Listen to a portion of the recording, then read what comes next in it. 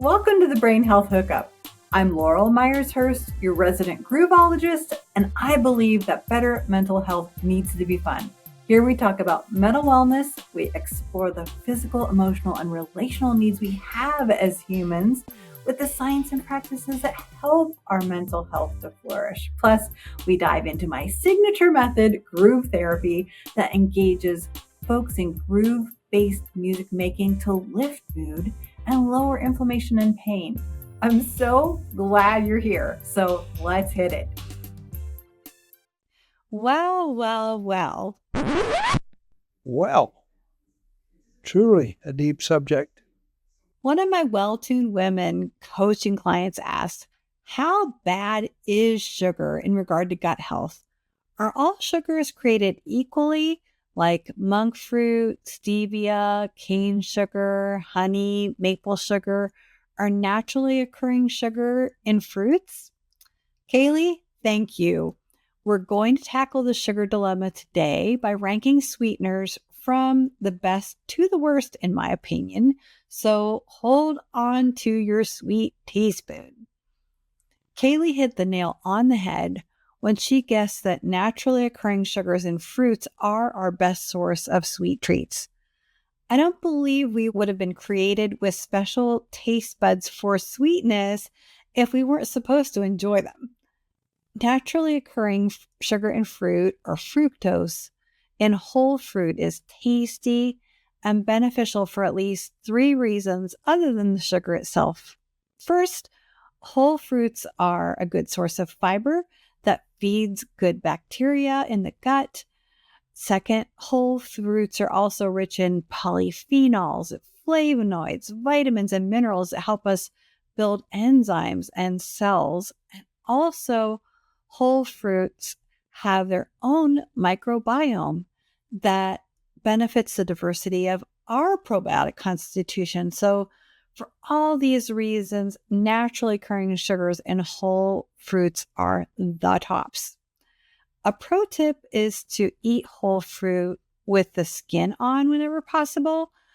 For example, a raw apple with its skin contains up to 332% more vitamin K, 142% more vitamin A, 115% more vitamin C, and 20% more calcium, and up to 19% more potassium than a peeled apple. That's a lot.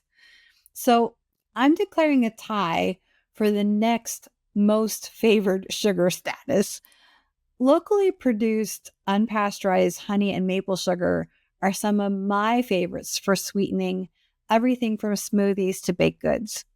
Come to think of it, there may be a 4-way tie here because with dates and coconut sugar, I would add those.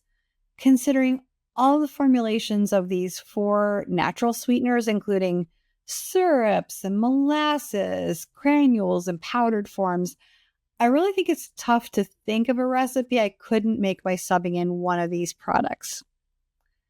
Next up, weighing in on the side of lesser used products, I'd probably place monk fruit and stevia next in line.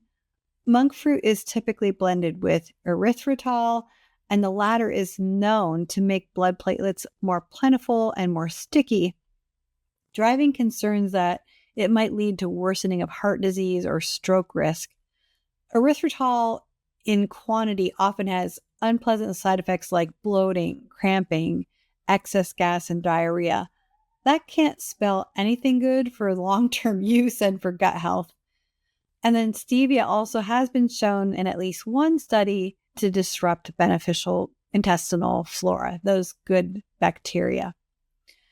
There are a few artificial sweeteners I don't consider safe enough for me to eat personally, namely aspartame, neotame, acesulfame K, but the worst offenders have to be saccharin and sucralose. Saccharin and sucralose have been touted as remedies for rising rates of metabolic syndrome and type 2 diabetes and the risk of comorbid diseases that go with them. But these sweeteners promote gut dysbiosis, setting off a cascade of chronic low-grade inflammation that actually create creates or contributes to insulin resistance, and also increased intestinal permeability, something you might have heard called leaky gut, leading to the very diseases they were thought to protect against. And what's more, sucralose has been shown to change genetic structures, ripping apart DNA to exacerbate inflammation, creating oxidative stress. And we know oxidative stress shows up most often in different forms of cancer. So even though saccharin has been debunked as causing cancer directly, we can see that the chain of events leading to disastrous results like cancer are in place when we consume these products. Other results have linked saccharin and sucralose to mutations in E. coli and increased rates of antibiotic resistance, so making antibiotics less effective overall. All this is made worse by the fact that sucralose crosses the placenta. So if moms use sucralose while they are pregnant, that exposes developing babies to a clearly inflammatory agent. So what are we supposed to do? The tremendous good news is it only takes about 2 months to retrain your taste buds. By decreasing sugar intake, you can begin to taste the actual sweetness of foods without added risk or added calories. I can attest to this phenomenon because in 2014, I was diagnosed with a sugarcane sensitivity, and I have rarely had even a smidge of sugarcane over the last 10 years. My body responded to the withdrawal of sugar in amazing ways. The hypothyroidism I had from age 12 went into remission. My fibromyalgia of nearly 20 years went into remission. And my decade-long battle with severe depression and insomnia went into remission. Today, even rice tastes incredibly sweet to me. My taste buds have been retrained, and I don't even miss sweets. Well, there is actually the one exception of Texas sheet cake, otherwise known in my family as astronaut cake. If you even know why it's called astronaut cake, please let me know. So overall, thank you, Kaylee, for this great question about whether all sugars are created equal. Cane sugar is worst on my personal list because I cannot tolerate it. What I have experienced makes me wonder how many other people are living with pain, discomfort, and chronic disease that is actually related to sweeteners. I welcome you to join the Well-Tuned Woman at our next offering.